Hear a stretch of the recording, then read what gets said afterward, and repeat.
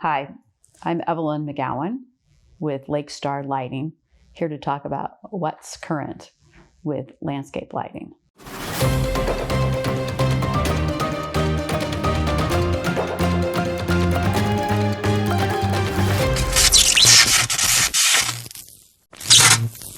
I've always been interested in the original landscape light, which is moonlight, which is reflected sunlight, and the sun's a star.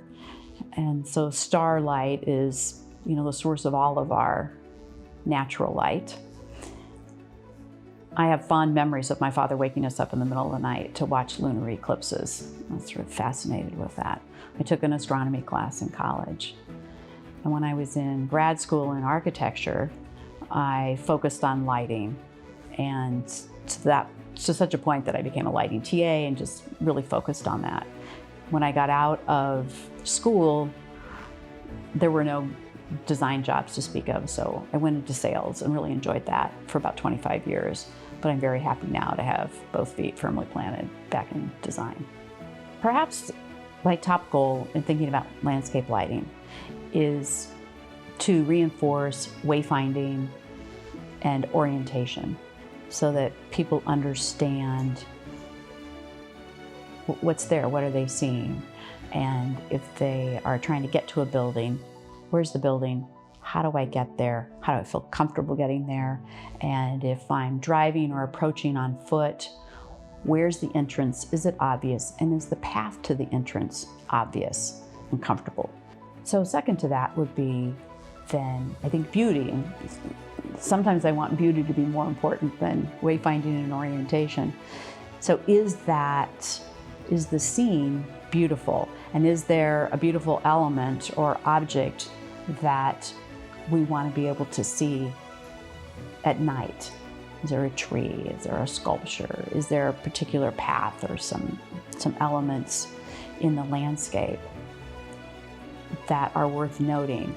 And in lighting then at night, you can highlight or be very artistic and theatrical about it so that it can have a very different feel at night than it does during the day. But in order to even see it at night and have that feeling, you can only do that with light.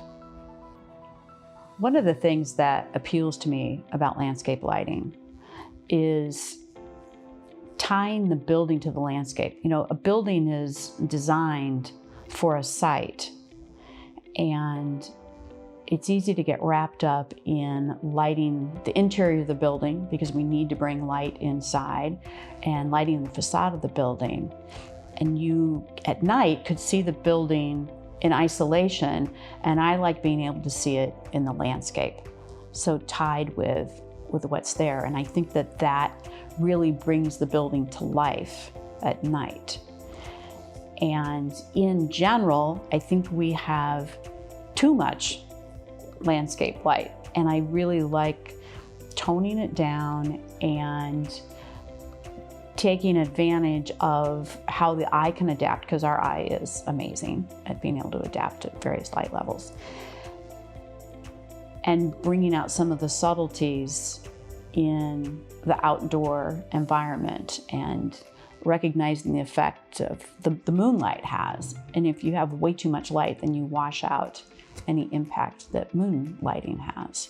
I'm always amazed when I look at a nighttime map of the world, especially the United States, because I feel we have too much light at night. Because I've always been interested in stars, I like the idea of being able to see the stars at night. So with that, it's good to think about what's worth highlighting. You don't need to light everything. It's not interesting to light everything, but to think about what in the landscape is beautiful or is worth lighting or relates to the architecture or relates to the experience.